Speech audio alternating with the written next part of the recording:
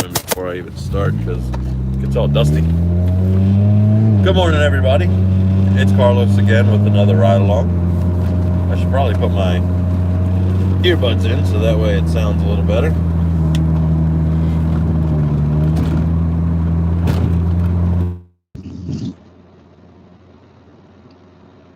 There we go.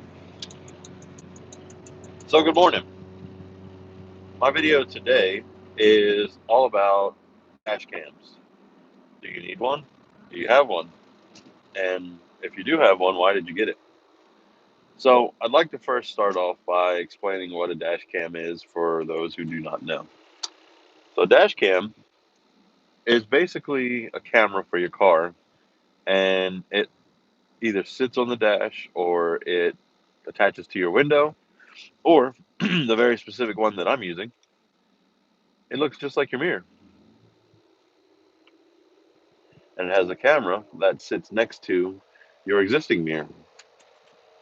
So, if you have a dash cam or a mirror cam, whatever type of camera it is that records while you're driving, that's essentially a dash cam.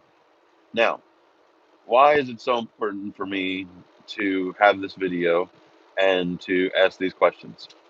Well, let me tell you. Over the past weekend, there was a wedding that I was DJing, and it was about an hour and a half away.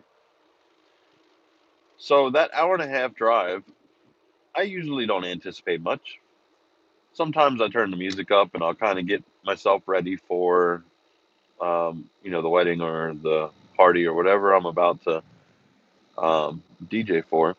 And it'll kind of give me some more creativity before I even get there to set up. So, first thing I did when I got to a point where I was in a slow area, stop and go traffic type thing, sitting at red lights, I went live. And of course, because it didn't upload where I was, you could only watch it live. So now that video has been taken down. Nothing I can really do about that. But I do have clips that I'll put together as a part of a follow up to this video, including the actual dash cam footage and why um, I love my dash cam. Just one of many reasons. So, why should you have a dash cam? Well, it's very simple. If you're driving ever, anywhere, and something happens, a lot of times, if police are involved and they need a statement or an eyewitness account, they're going to tell you, since you stuck around, they need all your information and they're going to need you to come to court. You're going to testify, unless they make a deal and they just settle it out of court. So you have to write down everything that happened. And this is in your words from your perspective. And a lot of times that differs from what actually happened. Perfect example, I was speaking with somebody the other day, and they were talking about how someone had witnessed someone in a parking lot getting hit by a car, and the car took off. Well, from another point of view, somebody saw the opposite side of what happened, and the person was harassing the driver. And when they tried to get into the car, the person fled the scene and got out of the parking lot and left. So your perspective of things doesn't mean that it's wrong, but it doesn't mean that it's 100% accurate either. So with a dash cam, this kind of gives you exactly what happened, no alternative perspective or bias based on how you observed it. It's essentially just what happened, the black and white truth of the events without any kind of recollection issues. Maybe you thought you saw something, maybe there was a shock value in that of something you saw, and it kind of affected how you um, really perceived what happened. So, the first thing about a dash cam is that no matter where you go, as long as you are driving, the camera's on and it's saving everything that's happening. Some dash cams have how fast you were going. Pretty much most all of them have the date and timestamp. So that way it makes it a little more relevant should something occur and you need to rely on that video.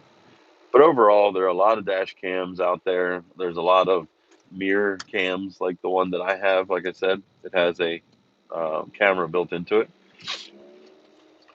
And if you don't have a dash cam and you can think back to something that happened, whether you were in an accident, even if somebody rear-ended you and your dash cam is facing forward, it at least gives an account for what was going on before everything happened. So let me tell you a couple stories about why I got my dash cam and how it's helped me just in the last, I think, maybe 2 years total. So my coworker was testing out dash cams, and they were all mirror dash cams like the one that I just showed you. Actually, this was one of them. So he asked me if I had a need for a dash cam. And at the time, I'm like most people, if I didn't have one, wasn't really too concerned with it. But I said, sure, why not? For the price, might as well have one. The only thing that you really need is a cigarette lighter outlet, if they're even called that anymore. Basically, the accessory port, 12 volt, whatever it may be in your car. That used to be a cigarette lighter port. Um, and you need an SD card, a micro SD card. And all of the events that are captured on your dash cam get captured on that mini SD card. So that's pretty much it. And you need a mirror. If you don't have a rear view mirror, you would essentially need someone to help you put a rear view mirror in. So, like some tow trucks and dump trucks, they rely on their side mirrors, so they don't have a rear view mirror. So, from that point, as long as you have a mirror, it attaches really easily. There are these little rubber straps on the back that wrap around your existing mirror, and there's a couple of different loops that you can attach them to that can tighten them up because some mirrors are really small, like in my Civic. So if you just use the first loops, it's going to kind of dangle around. It's not going to really hold very tight, and it's going to vibrate, especially if it's not tight. So there's a couple of adjustments on the loop that comes with it. But other ones use a suction cup that attach to your windshield, or they'll attach to your dash. So there's a number of different applications that you can get for your dash cam. So the one specifically that I'm using, I really enjoy it because in the past, people who had GPS suction cup to their windshields and they leave just the mount, a lot of times when people were looking for those mounts, they know that you had a GPS and they would break into your car and take it out of your glove box. And it was basically a target to let people know what you had. So if you don't want a suction cup in your windshield, or if you already have your phone in the windshield, this is actually a perfect solution for you. So that way you can capture everything as you're driving. So with this mirror mount, it essentially makes your mirror a little bit wider, gives you a nice wide view of everything behind you. So if you look in your mirror when you're in your car next, a lot of times it's really small, kind of gives you most of your rear windshield, but you have to kind of look and check blind spots and stuff. And maybe that's not an issue for you, but if you've ever gotten a larger mirror, Broadway mirror, or even worse, one of those rally mirrors that goes straight across, you know that having that extra viewing area really makes it safer for you to drive, especially since you can see your blind spots a little bit better. Well, that's one of the benefits of this mirror dash cam and why I use it. And after I got this from my coworker, I decided to buy more of them.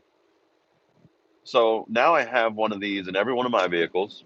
So not just my daily back and forth to work, but also in my Pilot that um, this instance occurred.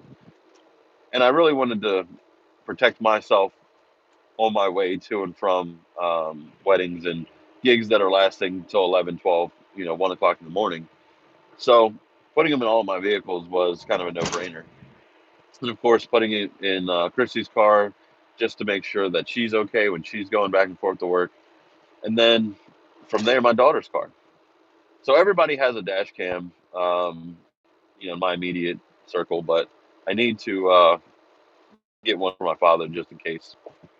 But anyway, the mirror cam really helps to kind of make it discreet. So it just looks like a mirror if you're walking by looking at it, because the little camera just sits directly next to your existing mirror. So it's not really an eyesore. People aren't targeting you to take that out of your car, and you don't really have to do anything with it. You don't have to take it down every time you park and put it in your glove box. Remember to put it back up and plug it in. Um, it turns off when your car turns off. So make sure that if you have multiple cigarette lighter or accessory ports, that the one that you plug it into turns the dash cam off when you turn your car off.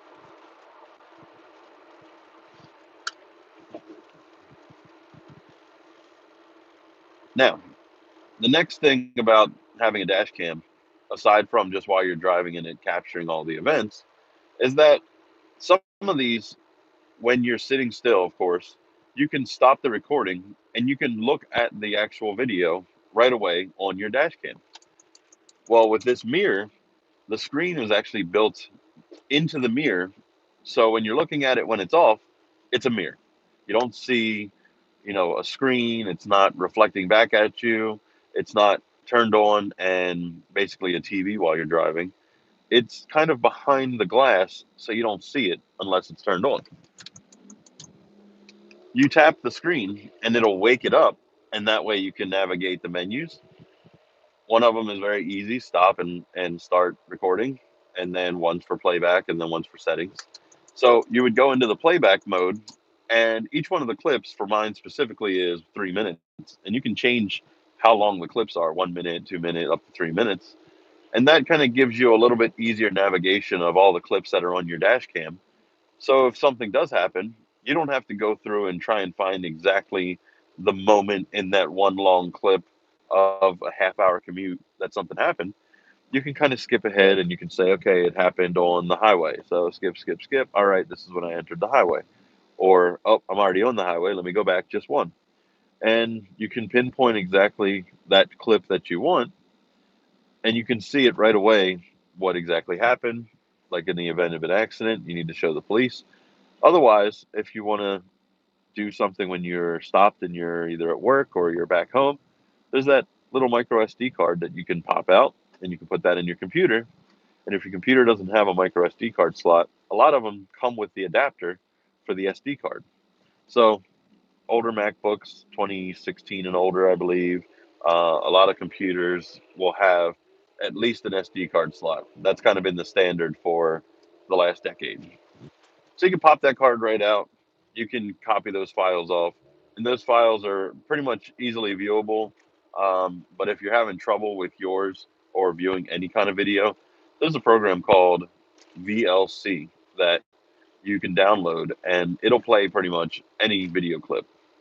So the total amount of work put into getting a dash cam, capturing video, and then saving it somewhere is very minimal. Open the box, put the mirror over top of your existing mirror.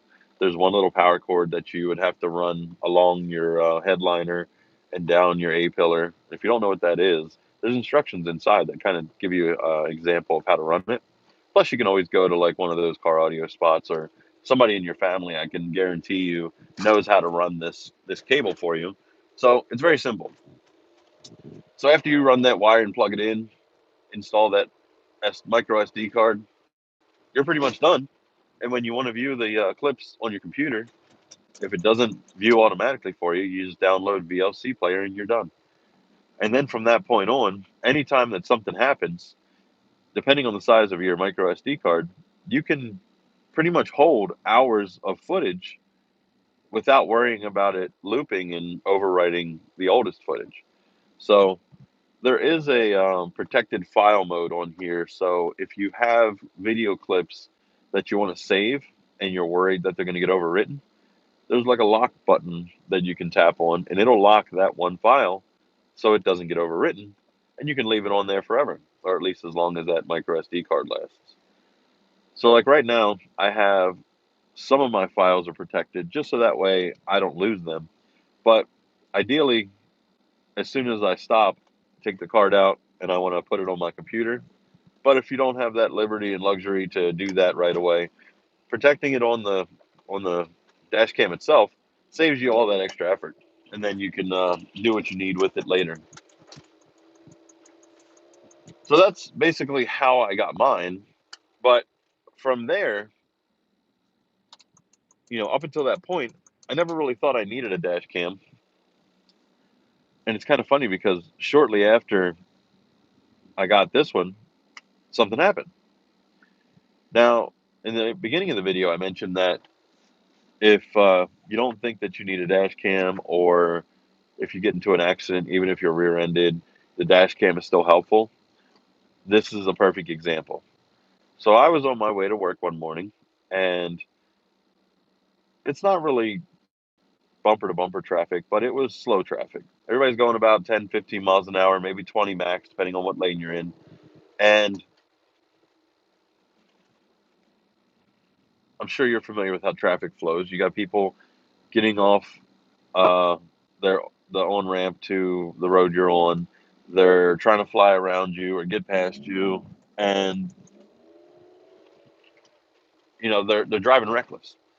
Well, I was on 695. I don't know if anyone's from Maryland that's watching, but 695 is basically a loop, and you've got the inner loop and the outer loop, depending on which way you're going. And I was on the inner loop heading towards work, which is kind of at the top of that loop. So I'm in the far right lane, and that lane eventually comes to an end. So, wow, people just walking the streets. So I'm coming to a lane that's ending, and there's only about one gap that's between two cars. So, or about two car lengths. So I put on my blinkers, I go to get over, and I notice that as I'm about halfway over, the car behind me starts speeding up to try and not allow me in the lane, which I'm already halfway in the lane, so that was kind of pointless. Well, the car in front of me was slowing down, and they start brake checking me. If you don't know what a brake check is, if you're tailgating somebody and they notice you're tailgating them, a lot of times they will brake check you, which means they'll slam on their brake and let off of it just to kind of scare you into backing off. Well, they were slowing down, coming to a stop, and they brake checked me for whatever reason. And my motivation is to not rear end this person in front of me, but at the same time, not have the person behind me rear end me. So if you picture it, I've got one person who's speeding up to try and not let me over, even though I'm already over, and one person in front of me that's dramatically decreasing their speed and braking to the point where my two-car gap is closing in. After I got completely into the lane, I was watching over my hood to make sure I didn't hit them by a matter of inches. I know my car well enough that I can get as close as possible without hitting somebody, but also not slam on my brakes to affect the person behind me. So I'm in the lane.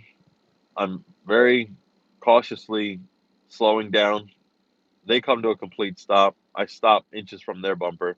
Car behind me hits me. And we're not even doing 5, 10 miles an hour, if that.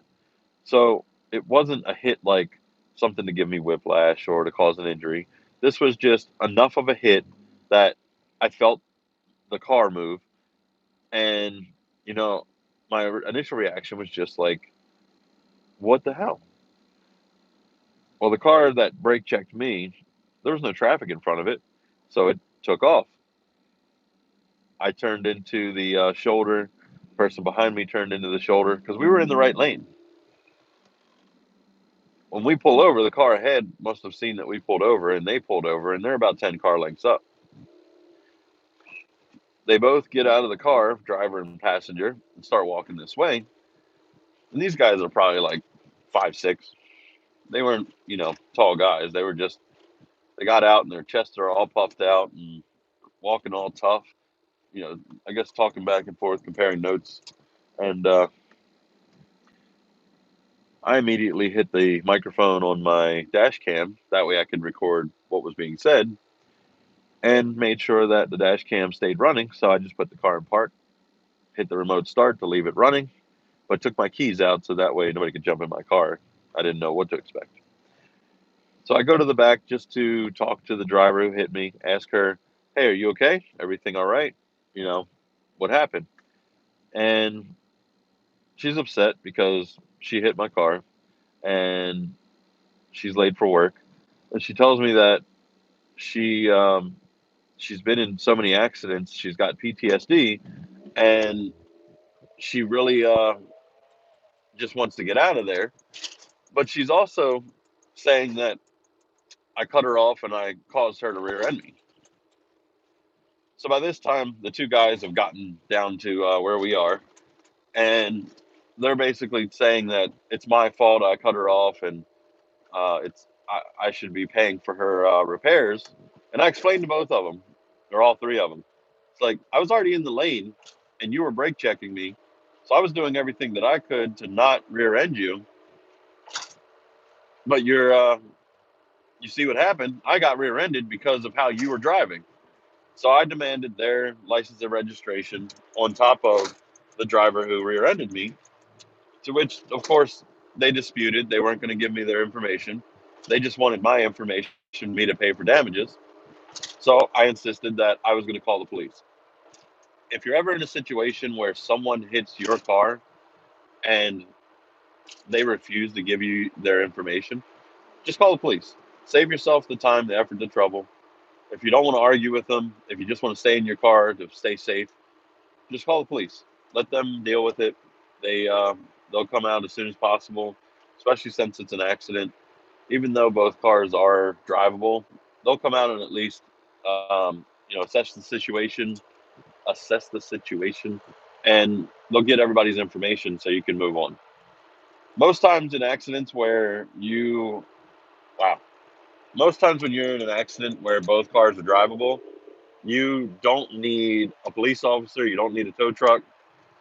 Basically, you can handle it on your own, and the police kind of want that to save them from having to come out and use their time on something that you guys can kind of get each other's information and continue on. So eventually, I got her information. I got the driver in front of me's information, and the only reason that they offered it up was because I told them I have a dash cam. So imagine these guys that are all acting tough and demanding that I pay for everything. I was the reason that everything happened because, in their perspective, yeah, they were brake checking me being jerks, but at the same time, all they saw was me stop and then they took off. So to them, it looked like I caused an accident. But then to the woman behind me, she was trying to close that gap. Come to find out, the guy in the car in front of me that was brake checking me was her boyfriend. So they were kind of caravanning to work, and they didn't want to separate their cars in traffic.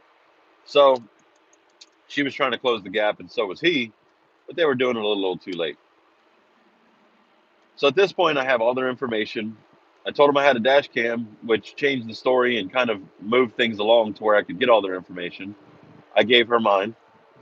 And the first thing that I did was when I got to work, I called her insurance company, reported the accident. And within a matter of minutes, because I explained I have everything on dash cam, even though the car behind me that hit me, they hit me after you can clearly see I'm in my lane. The car in front of me is brake checking me. And I was trying my best to not hit the car in front of me. That's when the accident occurred. They had all the information that they needed. They didn't even ask to see the dash cam. So they called her to verify the story. They asked me if there was any damage on the side of the vehicle or if it was primarily in the rear. And because it was primarily in the rear, for the most part, there's no disputing it. You caused the accident. Insurance companies will tell you if you're in an accident and you're in the rear, you need to allow appropriate space in front of you. Otherwise, it's your fault. Now, all the lawyers and YouTube lawyers out there that are going to dispute that, that's fine.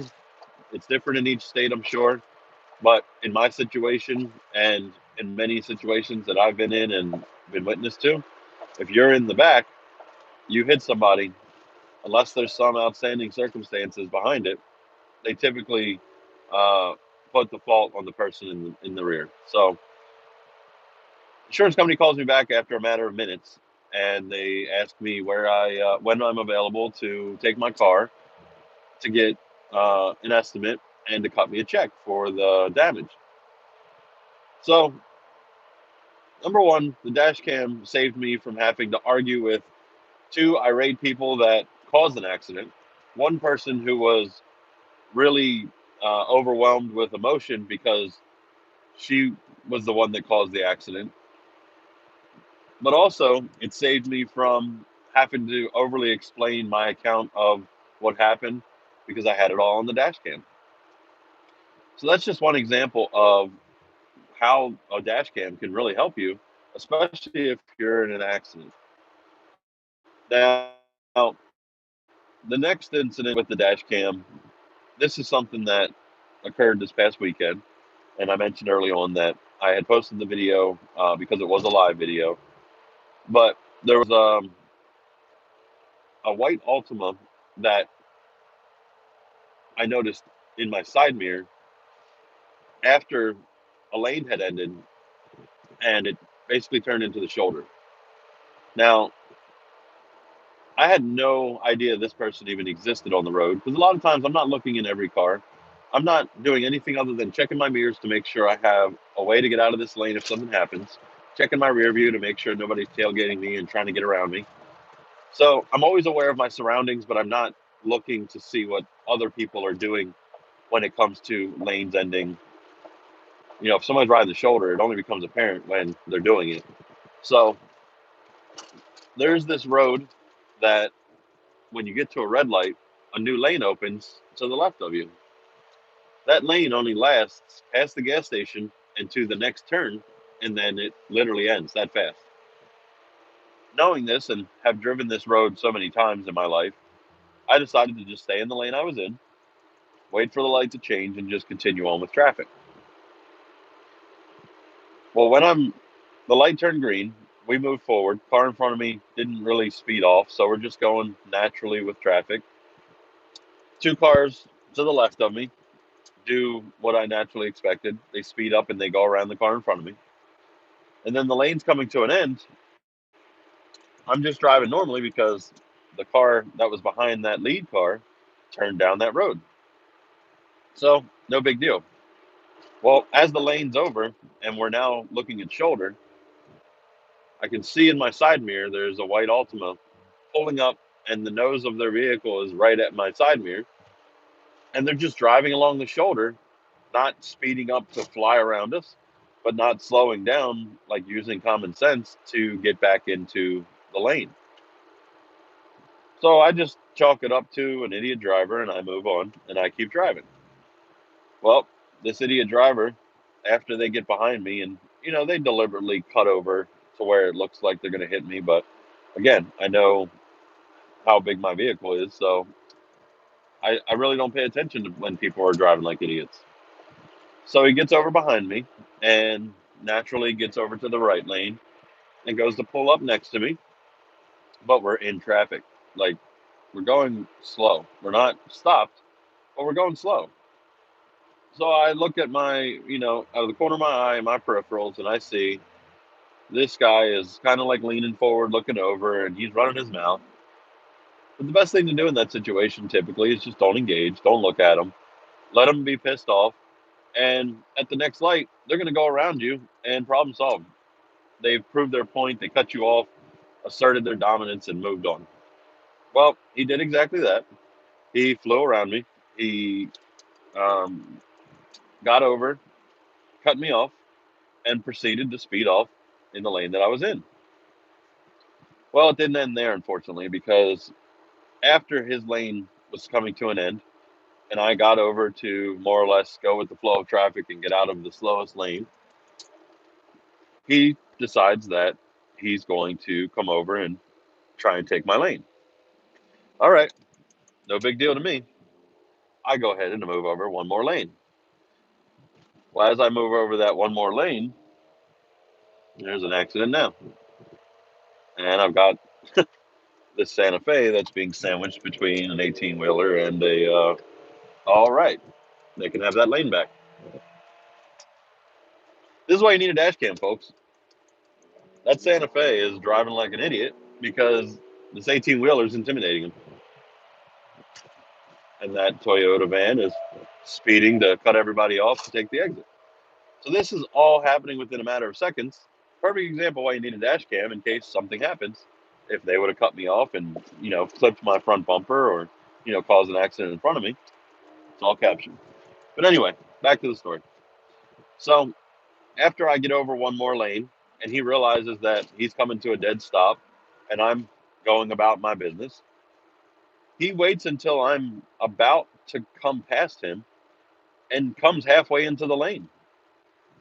Now, again, I've said a bunch of times, I'm always in my mirrors, looking to make sure I have a way to get out if something happens in front of me.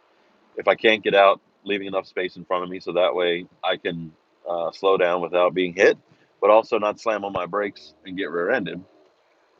So he's half in the lane. I swerve into the turn lane, and then I come back into the lane to avoid him, and we're at a red light. Well, I just had some kind of intuition. Don't pull up to the bumper of the car in front of you. Just stop. So when I come to a stop, I got about maybe a car length in front of me. I look at my side mirror and I see he's taking his seatbelt off. He flings his door open and he starts getting out and walking towards me. Now he's two cars behind me. So first thing I did, because I already knew I had an out, I went ahead, put my blinker on, and I got over because I'm not having that.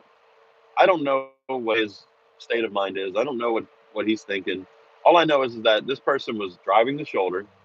So in their mind, they're probably pissed off that I didn't get out of the lane, which I couldn't because we're in traffic. So it's my fault that he was stuck on the shoulder because he took that lane and wanted to speed around everybody. Then he's out of his car and he's approaching me. So needless to say, his state of mind is already pretty much angry. So I get into the next lane, which is a turn lane, and he's got his hands in the air. I don't care. I'm getting away from him. I don't want anything to do with him. And I move up probably 3 car lengths, and then the light turns green, and there's a gap. So I get back over and continue on my way. So I don't see him behind me, and I've got an hour and probably 15-minute drive still. So to me, mission accomplished. He was being a jerk. He wanted to chew me out maybe for whatever his problem is. And he made enough effort that he made his point. He's pissed off, but I got away. Well, that's when, the long story short of it all, he starts to catch up and he's riding my bumper to the point where if I hit the brakes anything other than just softly, he would rear end me. I mean, it was to the point where his headlights you couldn't see in the rear view. You could barely see the hood of his car. He was that close to my Pilot. So at that point, I decide, even though I'm in my Honda Pilot, which is loaded up with gear, I'm not having this guy following me, even if it is another hour drive. I just need to get away from him far enough to where he doesn't know where I go. So I hit the gas. I take off on him. I move through a couple lanes of traffic to where there's a car next to me and he can't get over to kind of fly around. And there's a car in front of me. So when I get over, he's kind of stuck there. So there's a lot of deliberate movements in traffic without, cutting people off, without driving recklessly. But at the same time, him getting stuck, not being able to drive like an idiot, like this car that just cut me off twice. Jesus, this is exact. This is exactly why you get a dash cam, folks. I mean, if you're gonna cut somebody off, just go. But don't slam on your brakes because they were, like this idiot.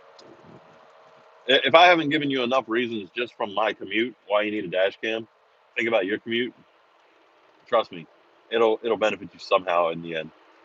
All right. So anyway, so it gets to a point where I break away from him. It's, a road that at the time there's not much traffic on it at all. And so I'm able to get far enough ahead that I don't see him for a good 10 minutes. So I'm back to my live video and kind of going through the beginnings of how I got started DJing. And I get to a red light and I see him in the lane next to me, but back a couple of cars. So at this point, I'm starting to get concerned that this person is clearly not just pissed off, but they're on a mission. Now remember, they're in a white Altima. There's nothing really identifying about this person, who they are, what they're wearing. But they were older, probably, I want to say in their like 60s, 70s, maybe even older. And he's pissed off. So we get to a next red light, and then he's directly behind me. I'm like, okay, clearly he's going to eventually, turn off any minute. We got an hour drive. He's not going to follow me the whole way down here. Light turns green. We go through it. He darts over 2 lanes. I'm like, okay, this is his moment. He's going to fly around, and maybe he just wants to get in front of me at this point, show off. So there's a car next to me, but one car length up, and nothing in the lane past that. At that point, he flies around on the 2 lanes over, slides over 2 lanes, cutting off the car in the lane next to me, and then gets in front of me, which at this point he's like 2 cars up. We're going 55, 60. Not sure what the speed limit was on that road, but we were doing about 55 or 60. So as he cruises over 2 lanes, he slams on the brakes. And, a lot of people say slam on the brakes, meaning they stopped quickly. The hood of his car just dipped so hard. And I don't know if like his tires screeched, but again, checking mirrors, being aware of my surroundings. The hood dipped and he came to a complete stop in like a second or two. So I'm in my lane. I can't go anywhere on my left because another car's coming up. He's at a dead stop at the intersection at a green light, and he puts on these white flashing strobe lights that are in his deck lid of his rear window. So my first reaction, dead stop. I can't stop fast enough. I'm loaded up with gear. I'm 2 cars away, if that, when he slid over. So I went on the shoulder, went around him, and in the video, the entire time I'm trying to keep my cool and ignore the fact that this maniac's behind me. But at that point, I was just like, oh my God, he just stopped in the middle of the road. Well, at that point, I knew he was not going to stop following me. He put on those white flashing lights. I don't know if he's impersonating a cop, if he's a reserve cop, if he's an off duty cop. But long story short, he was on a mission to make sure that I stopped. And from that point, I don't know what he's going to do. So I did the right thing at that point, which all of you should do if you're ever in that situation. I called the police. So fast forward from when I called the police all the way up to when we stopped, the police told me where there was a police station nearby, and I pulled into that police station. Well, the gentleman that was chasing behind me was a Maryland Reserve officer. Now, there's typically like Maryland State Troopers, there's county police officers, and then there's literally reserve officers that have reserve officer vehicles for when traffic lights are out, when there's like parades, when they shut down a road and they need additional help. So reserve officers, I don't know what their exact titles or duties are, but that's usually when you see them. So he deliberately parks in the civilian officer parking spot. And at this point, I'm thinking, great. So now this person is either an off-duty cop or one of those reserve officers or civilian police, whatever they are. And now I'm going to hear a bunch of crap about what he was trying to do. So I come to a stop. Cop walks out. He says, "Can I help you?" And I said, "The man in this white Altima has been following me for the last 15 minutes, and he's been swerving in and out of traffic, tailgating me. And just recently, he slammed on his brakes in the middle of an intersection at a green light. Um, and he put on these white flashing lights, and I have no idea who he is, what he wants. I said the first time that I even saw him, he was driving on the shoulder where a lane ended, and from there he's been aggressive driving back and forth. So the guy comes walking over, and I still got 911 on the phone, and they said, "Sir, can you tell if it's a police officer?" And I said, "His shirt says Maryland Reserve Officer, and or Maryland Reserve Police. I think it said, not Reserve Officer, Maryland Reserve Police." And he has an embroidered logo, and he has the same logo on his hat, and he doesn't look like a cop. And the officer tells me I can hang up with 911. I hang up with them, and this guy is like going off saying that I'm driving recklessly, I'm speeding, I'm cutting people off, I'm trying to run him off the road, and he was trying to pull me over to get my information so that way he could report me. Well, guess what? First thing I said, none of that's true. I have a dash cam. I can show you exactly what happened. And the dash cam shows when he got over, went around me and cut me off. And then after I decided I was going to go 2 lanes away from him, he cut me off twice more. The time when he was pulling up next to me, and he's literally recording me with his phone. So at that point, I knew he wasn't a cop. Cops would have called somebody to get in front of me, put on their lights. Cops would have put on lights, got behind you, pulled you over. But he was recording me with his phone. So this reserve officer, I don't even think was a reserve officer. I think that he's one of those drive around and snitch on people because he's retired and has nothing better to do. So nothing against retired people, nothing against people over the age of 60, but this specific person in this specific incident, that was basically who they were and what they were doing. So anyway, when I said I had a dash cam, he says, "Oh, I got a dash cam too." I'm like, "Well, then great. Pull yours up because I'd love for you to show this officer you driving like a maniac, you tailgating the hell out of me the entire ride up here, and then you slamming on your brakes." And he's like, "Well, you're driving like a maniac." I was like, "Okay." I said, "I'm gonna pull out my dash cam right now." So the cop says, "I'm gonna get his account of the situation, and I'll be right back." So he walks over, and the cop says to him, "Can you explain to me why you've been following him for all this time?" And the cops, looking at him like, maybe you're a little crazy. And the guy's like, "I observed him on Route 3, and he's been driving recklessly. And I put my lights on to get his attention, and he refused to recognize that I was there, and he flew around me and blah, blah, blah." And I said, "Officer," I said, "he slammed on his brakes at an intersection at a green light. I'm pulling it up right now." And the other guy says, "You have a dash cam, really?" It's like, "Yes, I have a dash cam right here." And I'm pulling up the video. And he goes, "Okay, well, you can handle it from here." And he goes back to his car and he leaves. So the cop walks over and he goes, "I'm really sorry about that. I apologize for the inconvenience. You can go. You can go right ahead." And I explained to the cop, I said, 100%, I was speeding. I was trying to get away from this guy. He's acting like a maniac. He's chasing me through traffic, riding my bumper to where I can't even see his hood. So I wasn't risking it. And I just saw recently in my area, somebody got arrested for impersonating a cop. And they've been arrested before for impersonating an FBI agent and a couple other things.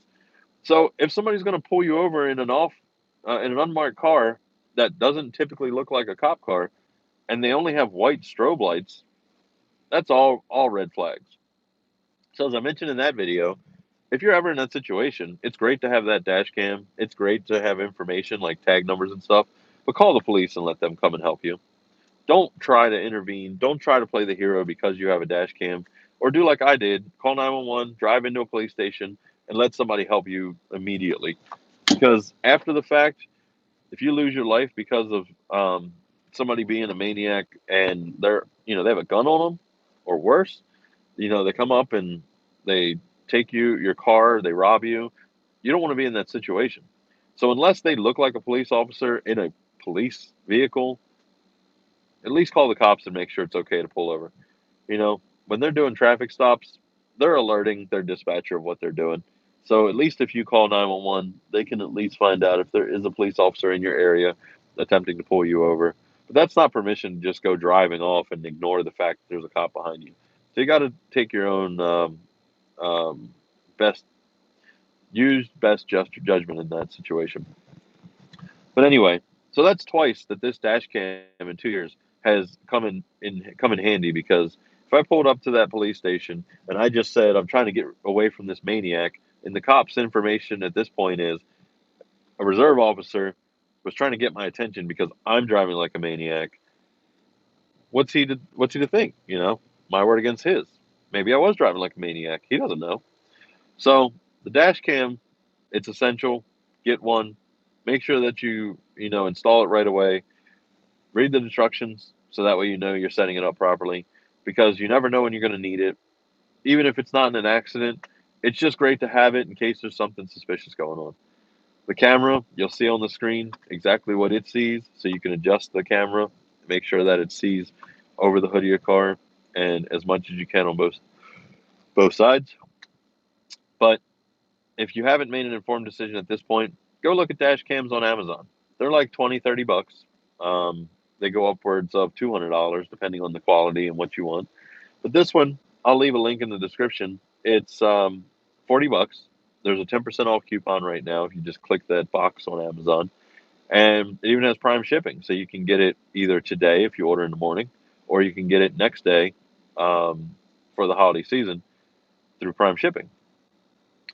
But for me, it's a no-brainer. I'm going to keep dash cams in all of my vehicles. I'm going to continue to um, protect files that are important if I ever need to go back to them. And if something does happen, I'm going to take that micro SD card out. I'm going to plug it into my computer. I'm going to copy those files off. I'm going to save them, and still keep them protected on the SD card, so I have them in multiple places. So if you can think of any situation that you were driving and having that dash cam would have come in handy, even if nothing happened, imagine next time something does happen. That's when it's going to become a necessity. And if you don't have one, it's going to be too late. So take it from me. I'm just a regular person. I'm not a celebrity, or I'm not rich. I'm not buying these, extravagant things. It's $40 with a 10% off coupon on Amazon, Prime shipping. And it's something that you can install in a matter of minutes, or you can have somebody that you know that is comfortable with, running a power wire through your dash. um, they can install it for you. So do me a favor, like this video, share it out, and comment on it. Don't just live chat, but come back and drop some comments. Let me know if you have a dash cam, if you're thinking about getting one, and the one that you're using, please share it.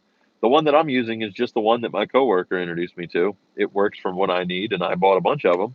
But maybe one that you bought is on sale. It's incredible. Has a lot of features that are useful, that maybe a little more than just being able to record in front of you. This one comes with a backup camera, but I haven't installed it. It's something that you have to get behind your dash and kind of set up where when you put it in reverse, it turns that camera on. So that's a little bit more advanced than just simple running the power wire. But dash cams, most of them will just have the dash cam. Some of these mirror ones will come with the reverse. So decide what you need. If you're willing to spend the money to get it installed, or if you know somebody who can install it for you, do it. That's my recommendation. Um, but that's pretty much all I have to say about dash cams. This is the one again I have. It is, I know it has kind of a gold trim to it, but you don't see the gold trim when it's installed. I mean, that's basically what the front of the mirror looks like. It's going to be attached to your existing mirror with these rubber pieces. That's all it is. You just pull this rubber, and then it hooks, wrap it over your mirror, and you're done. Simple as that. It has some adjustment pieces on here so you can tighten it up or loosen it. And then once it's installed, you can kind of position this camera where you need it. So for 30, $40, get yourself one of these, put it over your existing mirror, and then you have a dash cam. Simple. Appreciate everybody hanging out with me for this one. Again, share this video. That way other people that you may know, or people in your family that you're concerned about when they're driving, whether they have a short commute or a long commute, it doesn't matter. Anybody can use a dash cam. I got a question mark. How's your morning? Morning's going great. I appreciate you checking in with me, and I appreciate you hanging out. Make sure you go back and watch this video from the beginning if you joined it a little late. Lots of good information. And George Girl, don't even think I've ever heard of a reserve officer until your incident. Yeah, reserve officers, again, unless you go to parades or you've seen lights down, um, I don't know if every state has them, but Maryland definitely has reserve officers. They usually have these compact SUVs, and it says reserve officer along the side where it would normally be like police stripes. And like I said, I don't know the responsibility, but this guy wasn't dressed like police. He just had an embroidered shirt. I mean, I have an embroidered shirt for work. Does that mean I can go and install some strobe lights and pull people over? No. If I embroider police on my shirt, would that make someone believe that I'm police? Maybe. So you got to be careful out here. This guy obviously wasn't a police officer. Even if he's just trying to help the police, he was the one being the idiot, and he was driving recklessly. And instead of me allowing him to drive recklessly, he wanted to come after me for it. Well, not this time, sir. My dash cam has it all. So thank you all for hanging out. Thanks for watching. Check me out on my next live video. Go back and watch all my other videos. Lots of good information. My ride-alongs are going to be general topics of, for pretty much anything. Somebody leave in comments something you want me to discuss. I'll make my next video about it. But for now, thanks for watching, and I will see y'all definitely on the next one.